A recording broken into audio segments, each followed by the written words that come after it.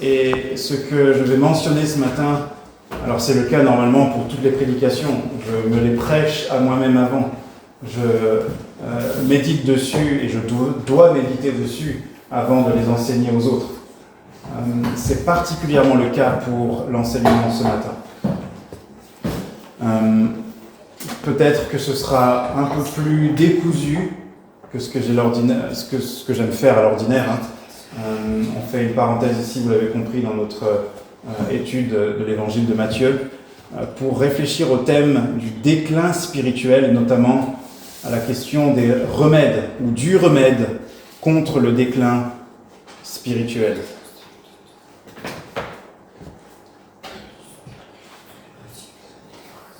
Je prie que Dieu nous encourage puissamment par ces vérités, par ces quelques éléments. C'est vraiment mon souhait, mon désir. Je crois que ce que je vais essayer de vous communiquer ce matin, ce sont des choses particulièrement importantes pour les années à venir, pour chacun et pour nous tous collectivement. La vie chrétienne, c'est une vie, et donc ce n'est pas une question d'un instant ou d'un moment.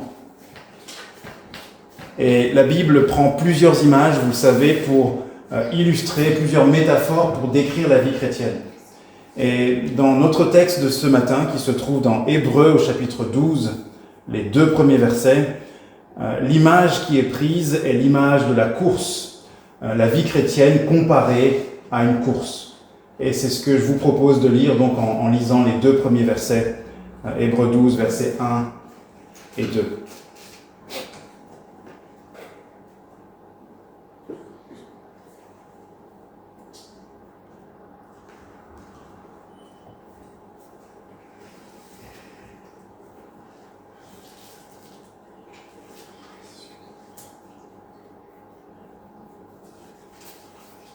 Nous donc aussi.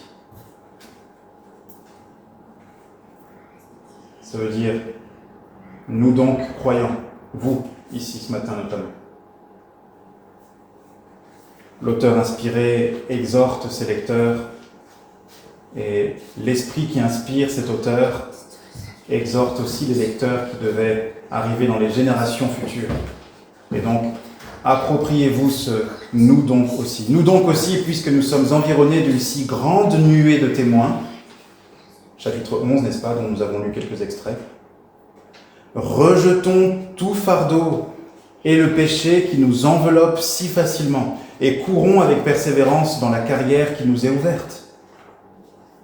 Ayant les regards sur Jésus, qui suscite la foi et l'amène à la perfection.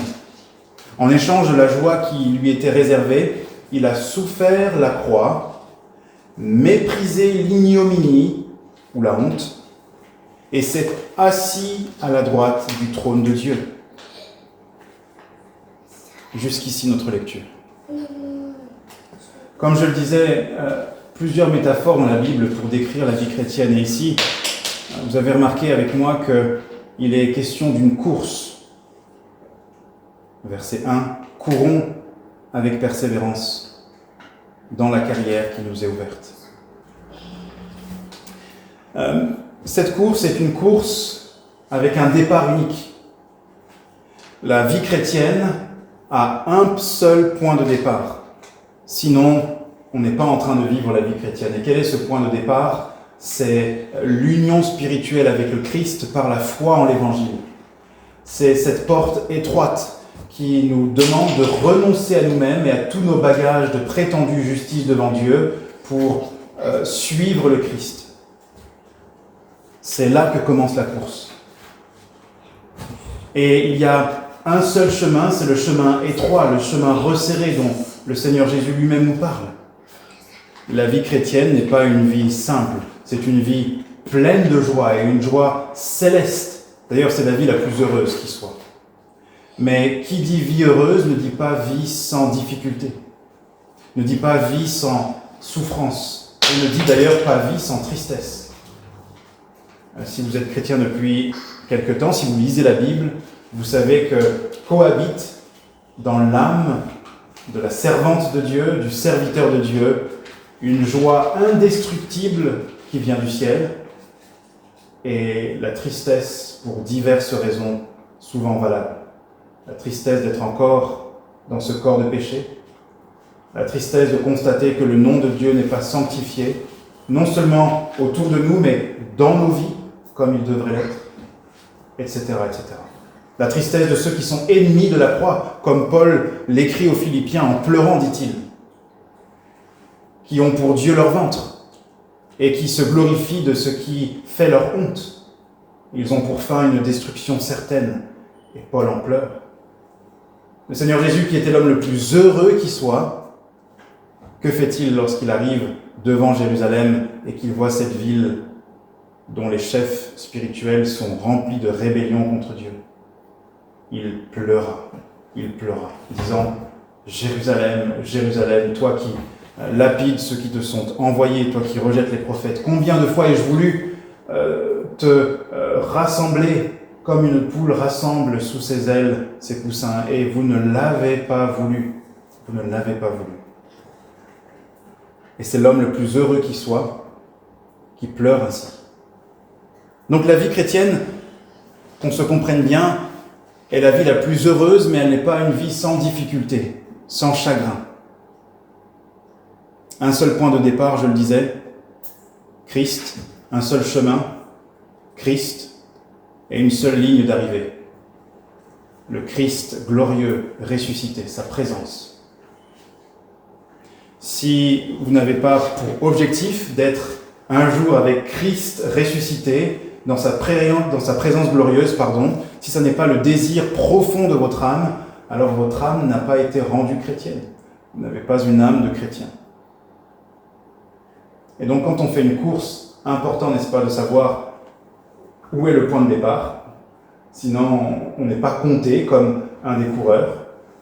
C'est important de connaître aussi le chemin pour ne pas dévier du sentier, et important de connaître l'objectif, le but final de la course.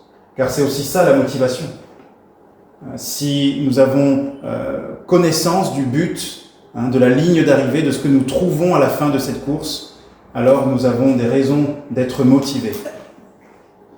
Mais laissez-moi continuer un peu cette image de la course en vous posant la question suivante.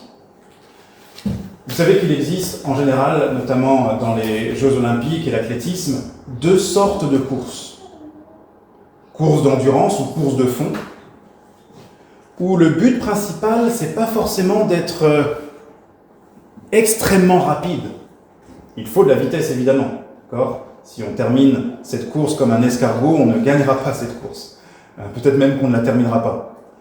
Mais les courses de fond ou les courses d'endurance, ce qui importe, c'est de persévérer longtemps, de courir patiemment, d'endurer la douleur d'un corps qui est en train de fournir un effort long et difficile.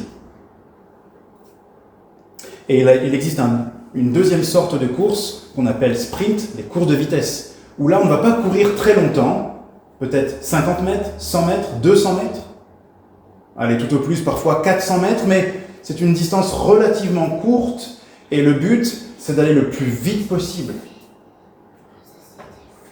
À laquelle des deux courses est-ce que vous compareriez la vie chrétienne ? D'après vous, la vie chrétienne, est-ce que c'est plutôt une course de fond, d'endurance, ou un sprint ? D'endurance. Tout à fait. Une course d'endurance, où il faut courir longtemps, tout à fait. Ce n'est pas juste hier ou autrefois que je dois avoir couru, mais je dois courir aussi aujourd'hui et demain et chaque jour que Dieu me donnera sur cette terre, si je suis chrétien, chrétienne. Mais vous l'imaginez bien, plus une course est longue, plus il y a de nombreux problèmes potentiels pour finir cette course. Quels sont les problèmes ? Eh bien, il arrive que dans cette course, il y ait des ralentissements, voire même des temps d'arrêt, des moments d'arrêt, où spirituellement parlant, nous faisons du surplace, nous stagnons, il n'y a plus de progrès, plus de mouvement. Et la réalité que la Bible nous enseigne, c'est que lorsqu'il n'y a pas de progrès, en réalité, on ne stagne jamais vraiment. On décline. Le déclin spirituel commence déjà lorsqu'on fait du surplace.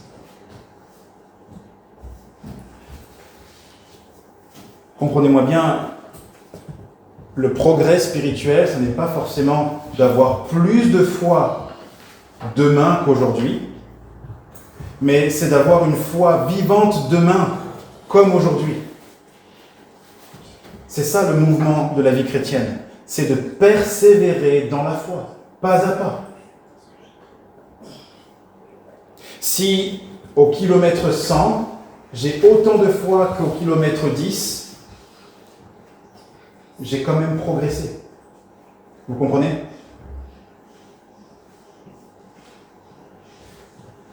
Mais si au kilomètre 200, j'ai l'impression que je suis dans une période où je n'ai plus la foi, ou plutôt où ma foi est tellement malade qu'elle n'est plus agissante, alors je suis en régression, même par rapport au moment où j'étais au kilomètre 10.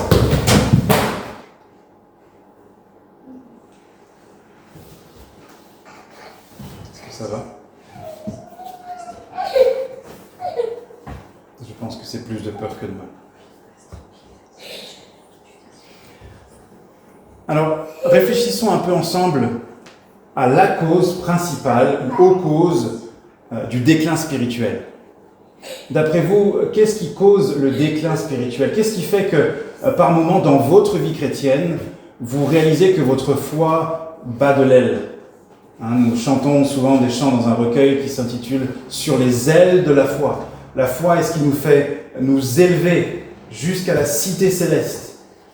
Mais qu'est-ce qui fait parfois que cette foi, justement, ne vole plus tellement, qu'elle fait du surplace, qu'elle bat de l'aile, comme on dit ? On pourrait trouver plusieurs causes, mais principalement, quand vous sondez les Écritures pour savoir quelle est la racine du problème de la foi, la plupart du temps, ce qui est pointé du doigt, c'est la question du cœur. Quelqu'un disait autrefois, le problème du cœur, c'est le cœur du problème. Le problème du cœur, voilà le cœur du problème.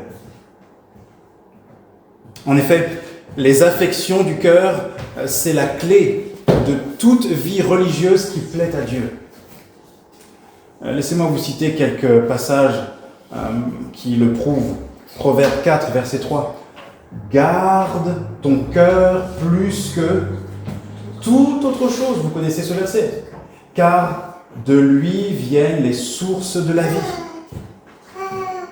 Il n'est pas dit « garde ton cœur » de façon sérieuse, comme beaucoup d'autres choses, mais garde ton cœur plus que toute autre chose.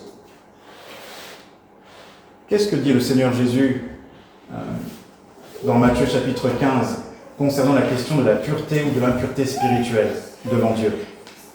Ne dit-il pas que c'est du cœur que viennent les impuretés, les méchancetés, l'orgueil, les mauvaises pensées, les jalousies, les meurtres, les vols, etc.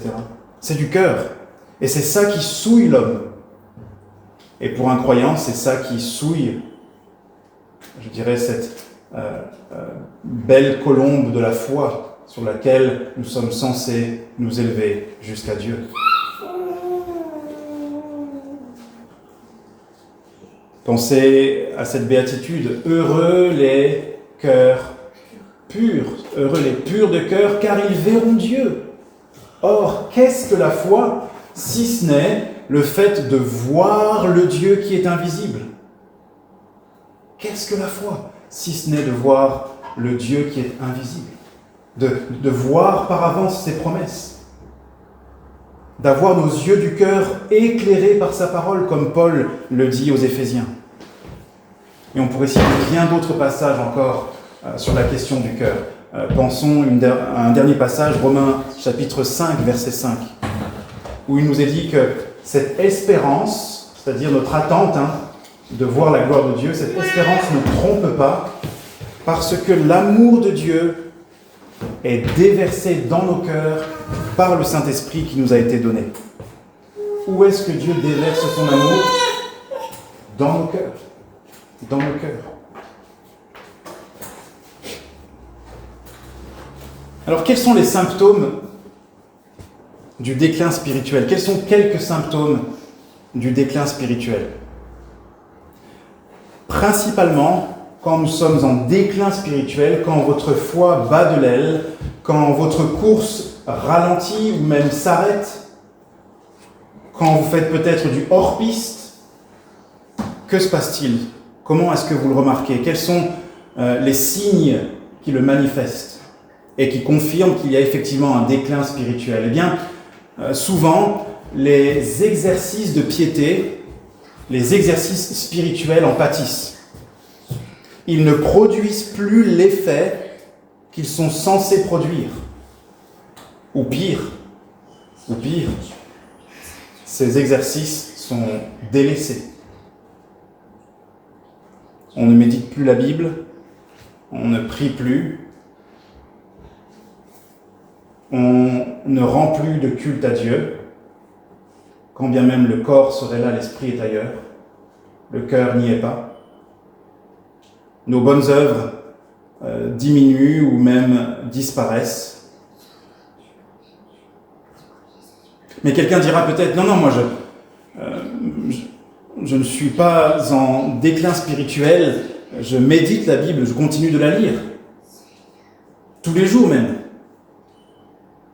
Mais le déclin a déjà commencé. Si à cette question que je vais poser, la réponse est non.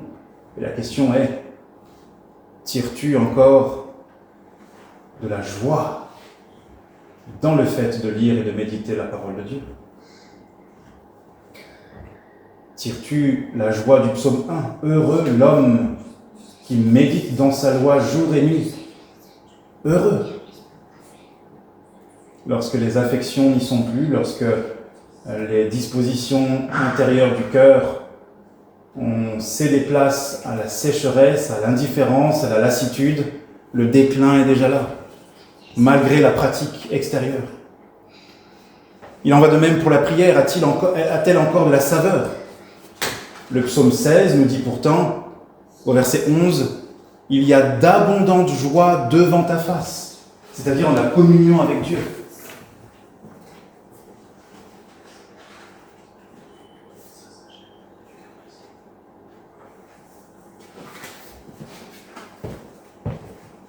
Est-ce que le lieu de prière est encore un lieu désiré?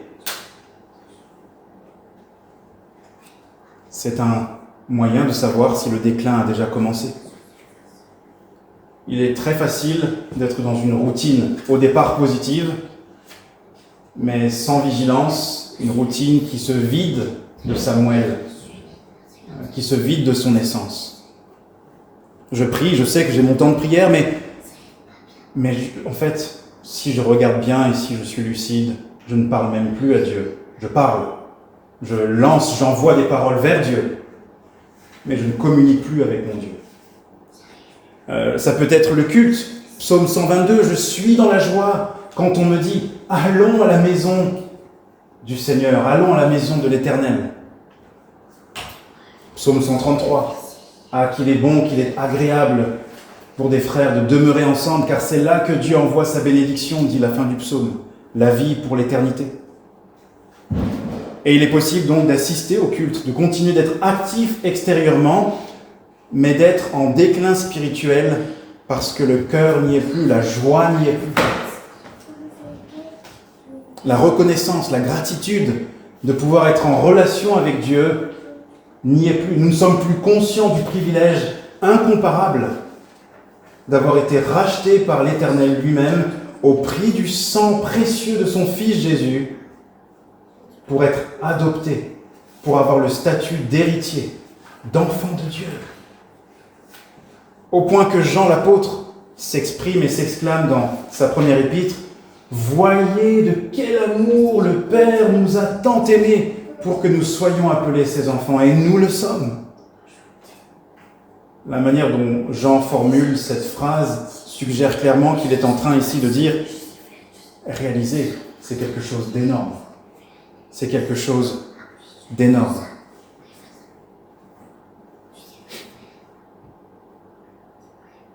Le Seigneur dit, il y a plus de bonheur à donner qu'à recevoir. Et parfois, on peut être actif et penser ne pas être sur le déclin spirituel, mais nous ne prenons plus tellement de plaisir à servir. Le service est devenu uniquement un devoir, uniquement une tâche à accomplir. Et ne nous trompons pas, souvenez-vous de ce que le Seigneur Jésus dit à l'église d'Éphèse. Qu'est-ce qu'il leur dit dans l'Apocalypse au chapitre 2 ? Il leur dit « Je connais tes œuvres, je sais que tu résistes aux fausses doctrines, aux faux apôtres, que tu contredis ceux qui apportent de faux enseignements. » Et c'est une bonne chose, le Seigneur souligne ça, que cette église d'Éphèse est ferme dans la vérité.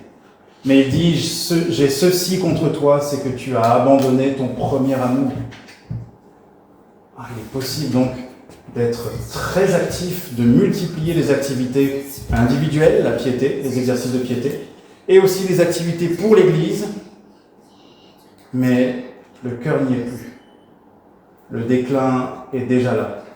La joie n'y est plus. Le désir, la ferveur, le zèle pour l'Éternel ont diminué, voire même disparu. Et ma course n'est plus qu'une caricature de course. Je suis en train de traîner les pieds finalement plutôt que de courir avec joie dans la voie de tes commandements, comme dit le psaume 119. La cause de ces symptômes, on l'a dit, le cœur, les affections du cœur. Parce que clairement, c'est l'amour qui motive à faire les choses d'une façon qui plaît à Dieu. C'est la foi qui motive à servir Dieu avec joie. Car c'est du cœur, souvenez-vous, que l'on croit. C'est du cœur que l'on croit, nous dit Romains, chapitre 10. Et lorsque la foi est défectueuse, lorsque la confiance en Dieu a diminué, alors nous ne courons plus. Nous ne courons plus.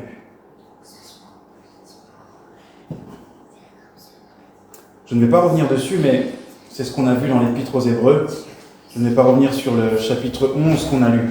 Mais j'aimerais vous proposer maintenant, on est encore dans la première partie, je vous ai dit que ce serait peut-être un peu plus décousu que ce qu'on a l'habitude de voir, et j'espère que vous arrivez quand même à suivre.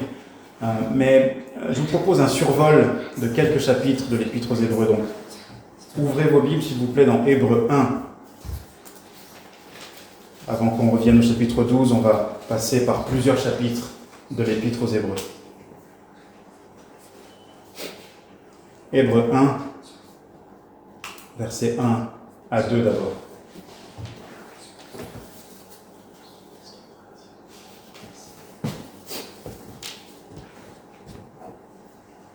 Je lis.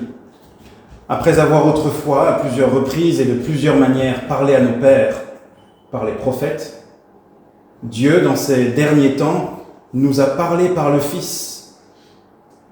Autrement dit, dès le début de son épître, l'auteur nous parle de l'importance de la foi. Et vous vous dites, mais où est-ce que la foi est mentionnée ici ? Elle n'est pas mentionnée.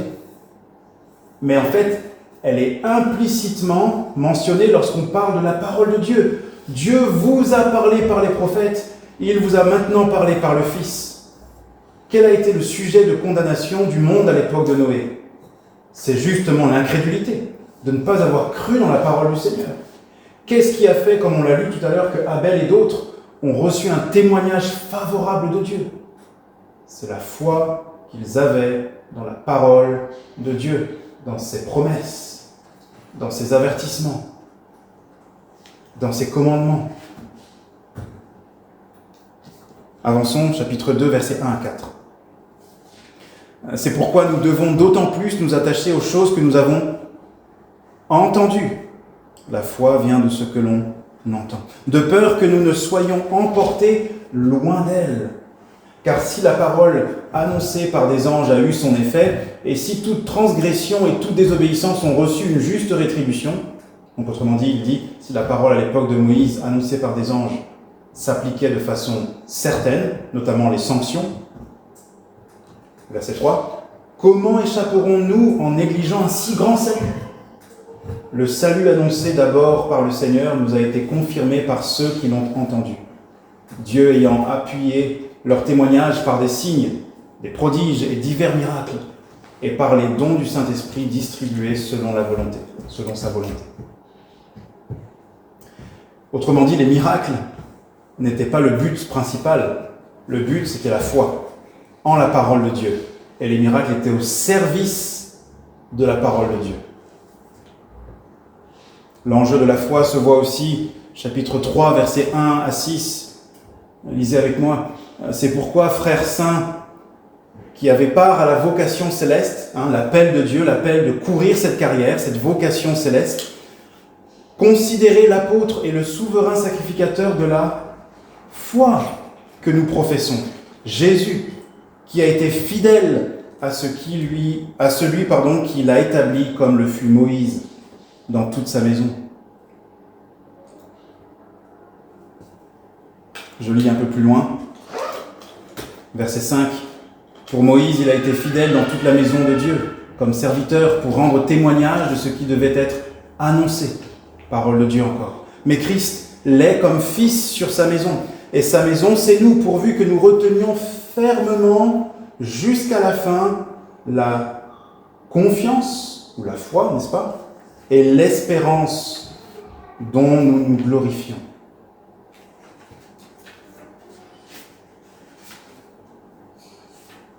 Verset 7, c'est pourquoi, selon ce que dit le Saint-Esprit aujourd'hui, si vous entendez sa voix, sa parole, n'endurcissez pas vos cœurs. On y revient au cœur, n'est-ce pas ? Comme lors de la révolte, au jour de la tentation dans le désert, où vos pères me tentèrent pour m'éprouver, et ils virent mes œuvres pendant 40 ans. Quel était le problème d'Israël dans le désert ? C'est que Dieu avait fait des promesses merveilleuses. Je serai avec vous pour conquérir Canaan. Vous aurez un pays où coule le lait et le miel. Je vous défendrai, vous n'aurez rien à craindre. Mais ils n'ont pas cru, ils ont été incrédules et leur cœur était rempli d'endurcissement contre la parole de Dieu. Ils ne pouvaient pas courir la course de la foi. Sauf deux. Et là, je m'adresse peut-être aux plus jeunes, aux enfants. Qui sont les deux, à part Moïse évidemment et Aaron, mais qui sont les deux qui ont cru en la promesse de l'Éternel de conquérir Canaan? Les espions. Caleb et Josué. Caleb et Josué, effectivement. Eux ont couru la course de la foi jusqu'au bout. Ils avaient foi en Dieu. Et voilà ce que nous lisons, versets 17 à 19 du chapitre 3 toujours. Et contre qui Dieu fut-il irrité pendant 40 ans, sinon contre ceux qui péchèrent, et dont les cadavres tombèrent dans le désert? Et à qui jura-t-il qu'il n'entrerait pas dans son repos, sinon à ceux qui avaient désobéi? Et c'est intéressant parce qu'ici, désobéissance, de quoi il s'agit? De l'incrédulité. Regardez, verset 19. Aussi, nous voyons qu'ils ne purent y entrer à cause de leur incrédulité. Paul, souvenez-vous, Romains chapitre 1, il dit qu'il a été envoyé apôtre en vue de l'obéissance de la foi. L'obéissance de la foi. C'est donc bien la foi qui nous propulse dans les chemins de Dieu, qui nous fait avancer dans cette course.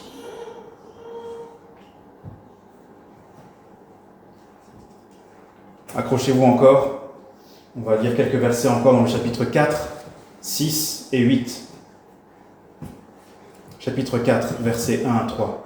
Craignons donc, tandis que la promesse d'entrer dans son repos subsiste encore, qu'aucun de vous ne paraisse être venu trop tard.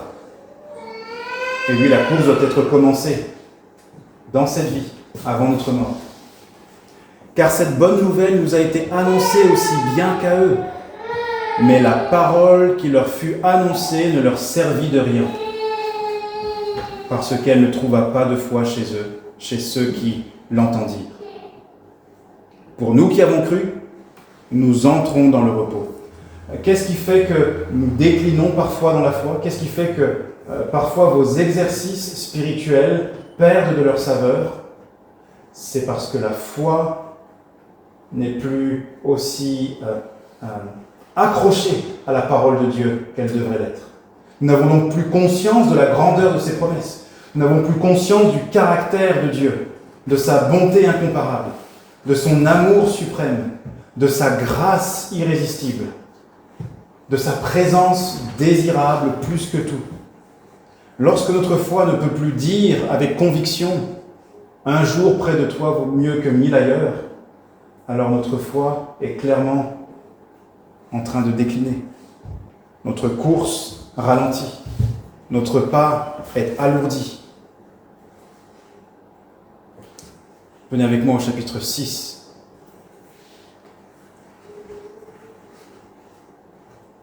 Et on va lire à partir du verset 13. Lorsque Dieu fit la promesse à Abraham, ne pouvant jurer par un plus grand que lui, il jura par lui-même et dit « Certainement, je te bénirai et je multiplierai ta postérité. » Et c'est ainsi qu'Abraham, ayant persévéré dans quoi ? Dans la foi, obtint ce qui lui avait été promis.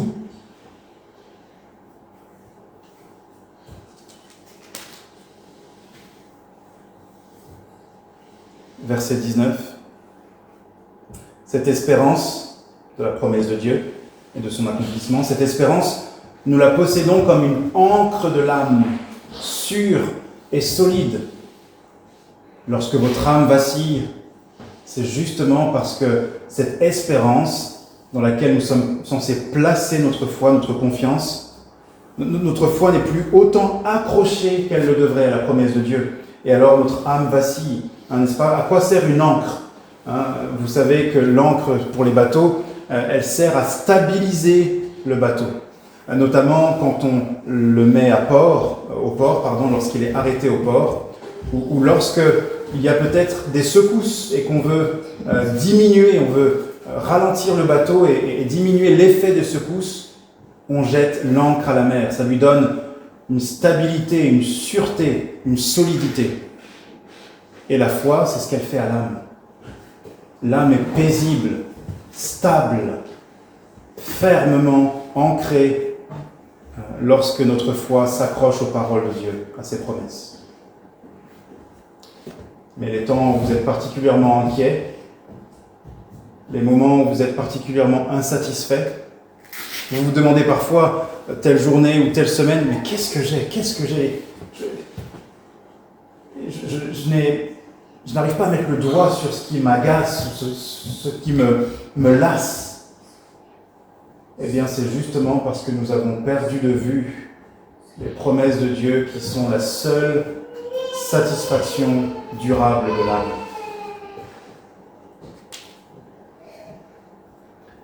Il y aurait encore des éléments au chapitre 8, mais je pense qu'on peut passer, vous avez compris l'essentiel ici.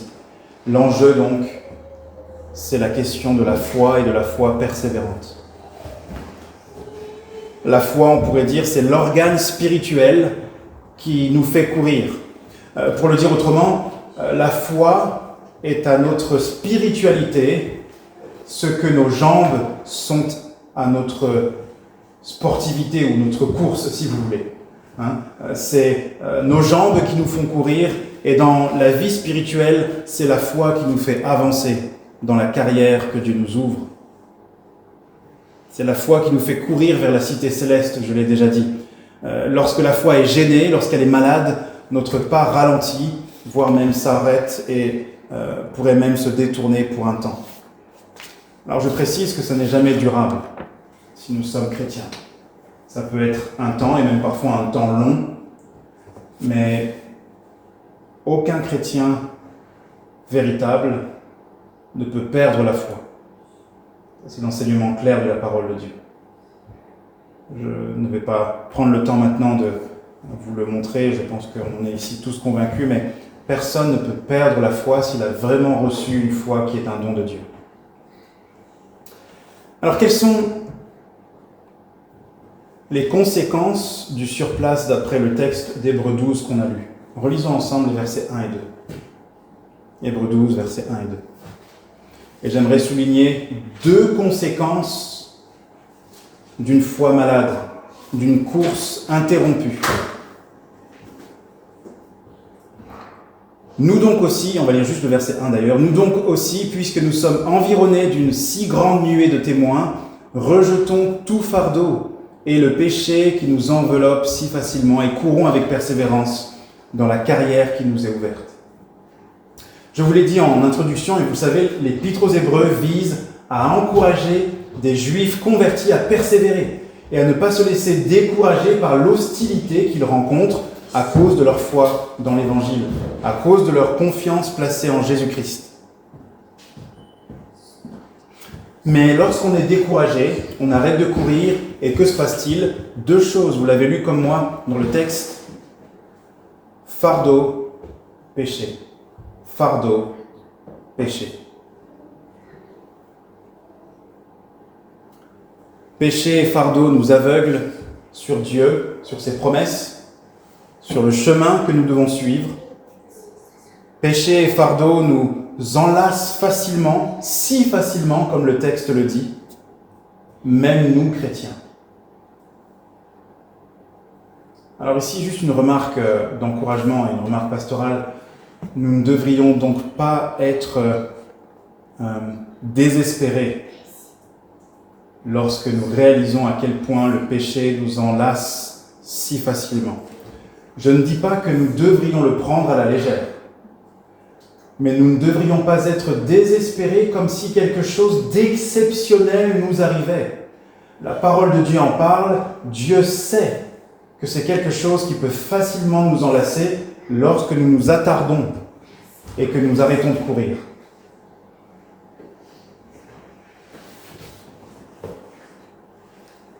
Alors ce matin, je vous propose de conclure, et on n'aura pas tout de suite le développement des remèdes au déclin spirituel, mais on a pas mal introduit avec les causes, les conséquences du déclin spirituel. J'aimerais juste décrire un peu plus avec vous le fardeau et le péché. De quoi il s'agit? Qu'est-ce que ça veut dire, ce fardeau qui nous enlace si facilement, et qu'est-ce que c'est ce péché qui nous enlace si facilement?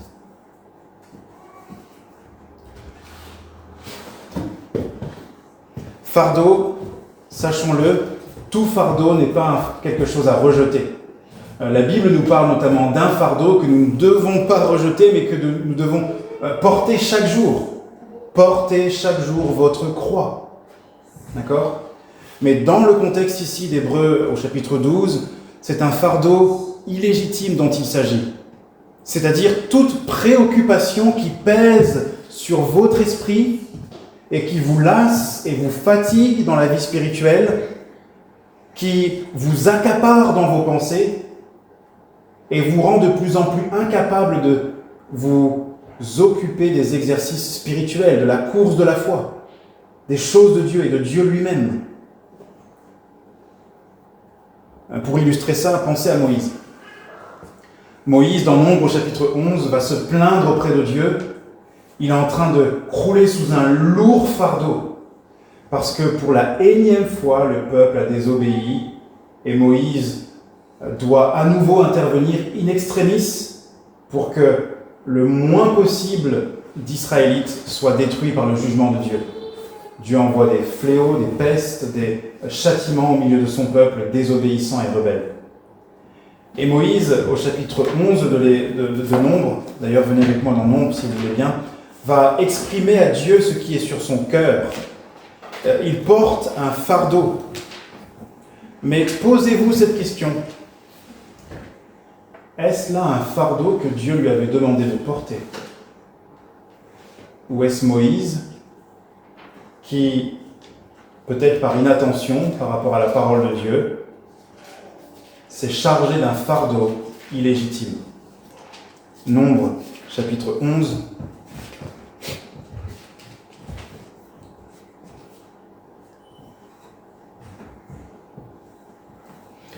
Et on va prendre à partir du verset 10. Ce qui précède, le peuple se plaint, il dit en gros, on était mieux en Égypte, figurez-vous. C'est juste terrible. Le peuple dit, on était mieux en Égypte, on pouvait manger ce qu'on voulait. Être dans le désert avec Dieu, ça ne vaut pas être sous l'esclavage en Égypte. Cette manne nous lasse, elle nous fatigue.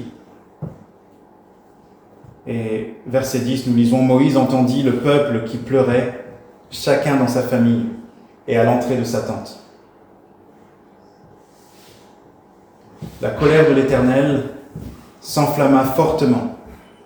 Moïse fut attristé et il dit à l'Éternel « Pourquoi affliges-tu ton serviteur et pourquoi n'ai-je pas trouvé grâce à tes yeux que tu aies mis sur moi la charge de tout ce peuple ? Est-ce moi qui ai conçu ce peuple ? Est-ce moi qui l'ai enfanté pour que tu me dises « Porte-le sur ton sein comme le nourricier porte un enfant jusqu'au pays que tu as juré à ses pères de lui donner ? Où prendrai-je de la viande pour donner à tout ce peuple ? Car il pleure auprès de moi en disant « Donne-nous de la viande à manger. » Je ne puis pas à moi seul porter tout ce peuple, car il est trop pesant pour moi. Plutôt que de me traiter ainsi, tue-moi, je te prie, si j'ai trouvé grâce à tes yeux et que je ne vois pas mon malheur. Moïse est en train de dire « Seigneur, il semble que tu ne prennes pas la charge de ce peuple et que tu aies fait reposer toute la charge de ce peuple sur mes épaules. Pourtant, ce n'est pas mon peuple. Ce n'est pas moi qui en suis le père. Je ne l'ai pas fait sortir d'Égypte. Oui, je l'ai fait sortir d'Égypte, mais par ta main. Pourquoi est-ce que tu fais reposer sur moi cette responsabilité ? Je ne peux pas supporter un tel peuple aussi nombreux et en plus aussi rebelle. Et dans la suite, si vous lisez, Dieu va dire à Moïse de nommer quelques hommes qui vont l'aider dans cette charge. Et c'est intéressant parce que ce n'est pas la première fois que Dieu avait permis à Moïse de recevoir ce conseil, de nommer d'autres hommes pour l'aider dans cette charge. Et il semble que Moïse l'ait fait à moitié, plus ou moins. Et la suite du texte va nous montrer que Moïse avait perdu de vue quel était son rôle d'intercesseur, son rôle de médiateur en quelque sorte. Son rôle était plutôt de prier et d'enseigner le peuple. Et le peuple qui se plaint ici ne demandait pas finalement à Moïse de régler le problème. Moïse devait aller voir le Seigneur et dire « Seigneur, voici le problème, que veux-tu que je fasse ?» Mais Moïse en est arrivé à l'impression que c'est lui-même qui devait trouver les solutions pour le peuple.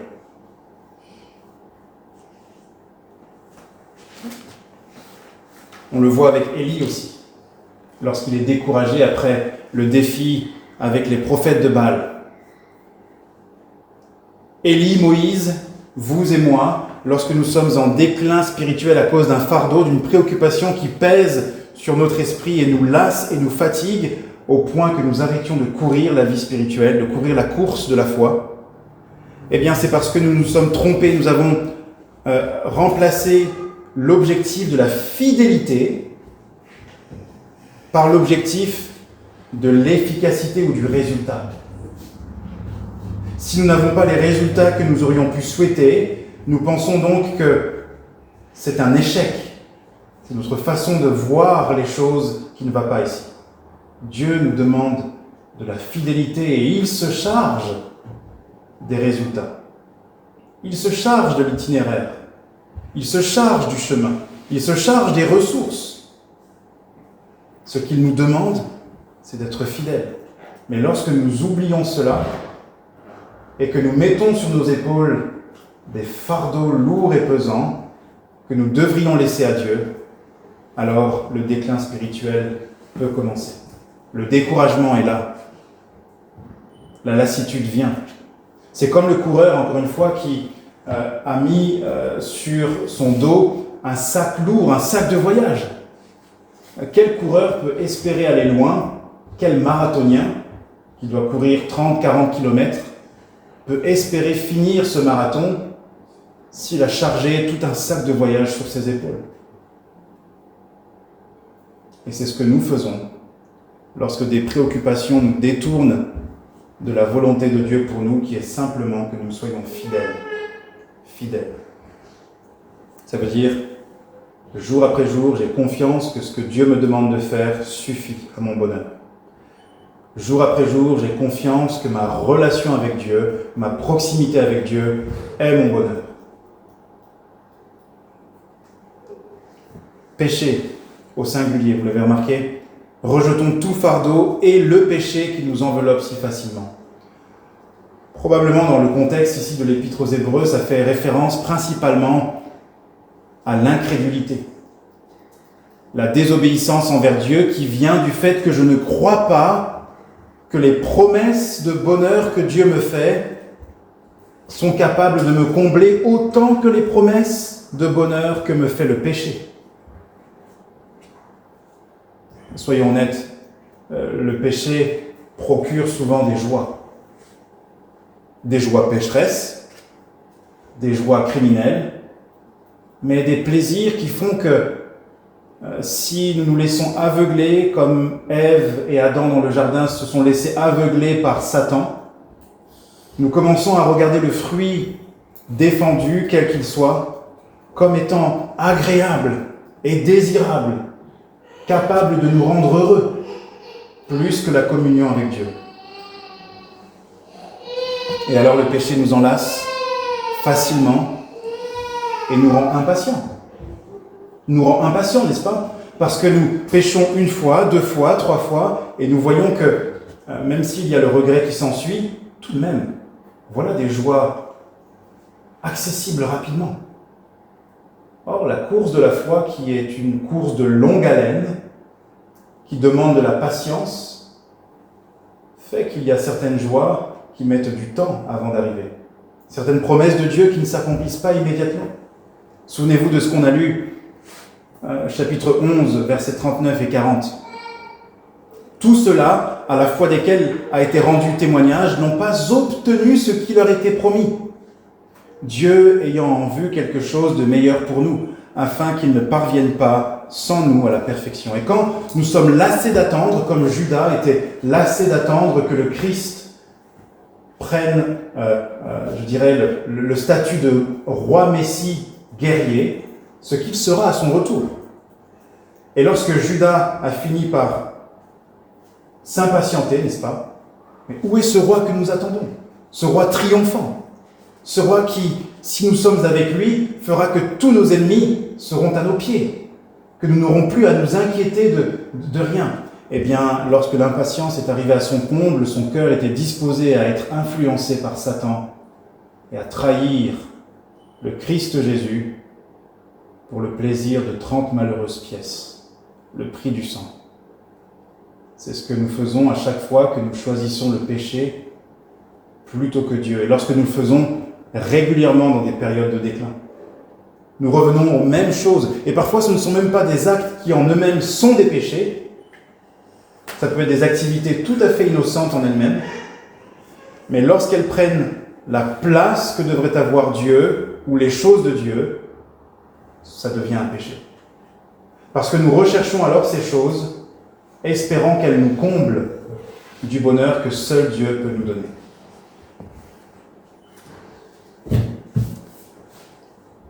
Si vous examinez vos propres vies, quel est le constat que vous en feriez? Ces derniers jours où vous avez lu la parole de Dieu, avez-vous été réjouis? Avez-vous rencontré le Christ dans les pages du Saint-Livre? Avez-vous cherché la volonté de Dieu dans ce que vous lisiez? Et si vous l'avez découverte, est-ce que cela a été un moment de joie et de reconnaissance et de communion avec Dieu? Ou vous êtes-vous impatienté, sachant quelle était la portion que vous deviez lire ce jour-là? Il faut que je lise mon chapitre. Et une fois que je l'ai lu, hop, je peux passer à autre chose. Qu'en est-il de votre vie de prière? Et sachez que ces questions que je vous pose, c'est des questions que je me suis posées avant et que je dois me poser continuellement. Est-ce qu'il en va de même pour la prière? Vous cherchez quelques paroles pieuses à prononcer, sans trop d'ailleurs réfléchir, est-ce qu'elles sont vraiment sur votre cœur ou juste sur vos lèvres? Et une fois qu'elles ont été prononcées, vous cochez la case dans votre conscience, devoir accompli, ça y est, je peux passer à quelque chose de plus plaisant, de plus désirable, ou de plus urgent peut-être.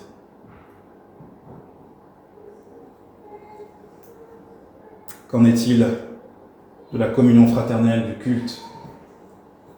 Qu'en est-il de ces bonnes œuvres que le Seigneur a préparées d'avance afin que nous les pratiquions? Est-ce que vous les recherchez avec autant d'empressement? Est-ce que nous recherchons le royaume des cieux et sa justice en premier? Ou est-ce que dans bien des aspects de notre vie, ce royaume de Dieu est devenu secondaire? Oh, toujours présent, mais d'autres choses passent avant peut-être. Est-ce que si le Seigneur nous permettait d'inventer une machine qui branchait à nos cœurs, projetait sur un écran un graphique ou quelque chose qui indiquerait notre affection pour le Seigneur, est-ce que ce graphique serait positif? Et est-ce qu'il montrerait en nous des sentiments spirituels pieux envers le Seigneur? Et une détermination à alimenter et à nourrir ces affections, à protéger ce cœur plus que toute autre chose, car c'est un cœur que nous voulons appartenir à Christ et à Christ seul. Quelles sont ces activités que nous avons fini par tolérer et qui ont pris la place de notre relation avec Dieu? Ces choses que nous faisions après, bien après, avoir été satisfaits au ruisseau pur de la parole de Dieu, et que maintenant nous faisons avant, et presque avant toute chose, au réveil le matin.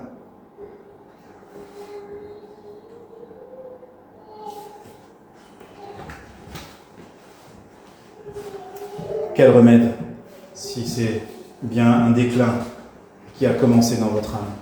On ne va pas le voir, je l'ai dit ce matin, ce serait trop long. Je vais simplement l'annoncer et vous le faire voir dans le texte. Nous donc aussi, puisque nous sommes environnés d'une si grande nuée de témoins, rejetons tout fardeau et le péché qui nous enveloppe si facilement et courons avec persévérance dans la carrière qui nous est ouverte, ayant les regards sur Jésus qui suscite la foi et l'amène à la perfection. En échange de la joie qui lui était réservée, il a souffert la croix, méprisé l'ignominie et s'est assis à la droite du trône de Dieu. Je vous suggère qu'il y a une chose à faire pour combattre le déclin. Le remède est le suivant. Fixez les regards sur Jésus. Fixez les regards sur Jésus. Et on verra, Dieu voulant, le pourquoi et le comment. Le pourquoi, le verset 2 nous le dit, parce que c'est lui qui suscite la foi et la mène à la perfection. Et donc si j'ai un déclin dans ma foi, c'est que j'ai détourné mon regard de Jésus. Et j'ai besoin à nouveau de fixer mes regards sur le beau Jésus, ce Seigneur glorieux, mort pour mes péchés, ressuscité pour ma justice, régnant sur moi et bientôt sur le monde entier, et venant bientôt chercher ceux qui lui appartiennent. C'est en fixant les regards sur lui que la foi progresse. Elle naît du regard sur Jésus et elle progresse par le regard sur Jésus. On y reviendra, Dieu voulant, la semaine prochaine. Donc ça, c'est le pourquoi il nous faut fixer le regard sur lui. Et le comment, eh bien le texte, je pense, nous suggère au moins deux choses. La première, s'inspirer de la nuée de témoins dont Christ est le plus grand. S'inspirer de la nuée de témoins dont Christ est le plus grand, parce que ces témoins nous motivent à nous dire « mais c'est possible de persévérer dans la foi, mais c'est possible de faire le bon choix. » Moïse, en Égypte, on lui promet les trésors de la plus puissante nation de l'époque. Tous les trésors. Et il dit non. Non. Parce que j'ai foi dans le Dieu de mon peuple, dans le Dieu de mon Père. J'ai foi dans ses promesses. Elles sont plus excellentes que les plaisirs trompeurs de l'Égypte. Première chose, donc, nous inspirer de la nuée de témoins dont Christ est le plus grand. Et le deuxième comment, la deuxième chose à faire pour fixer les regards, qui nous aide à fixer les regards sur lui, c'est de rejeter fardeau et péché dont Christ nous libère. Rejeter fardeau et péché dont Christ nous libère. Le fardeau, souvenez-vous, nous alourdit et nous empêche de courir. Il nous fait regarder au sol parce qu'on se courbe sous le poids de cette difficulté et on ne peut plus regarder à Christ. Et le péché nous aveugle, nous trompe et nous fait dévier de la voie. Et notre horizon, donc, pareil, ne nous fait plus voir la face glorieuse de Jésus que nous aimons. Et donc, pour fixer les regards sur Jésus, il nous faut rejeter le fardeau illégitime, les fardeaux illégitimes et le péché qui nous enlace si facilement. Que Dieu nous aide à le faire, à nous en souvenir et à le faire avec confiance, qu'il nous aide, qu'il est fidèle au rendez-vous, que sa parole est vraie et elle est bonne pour nous. Prions.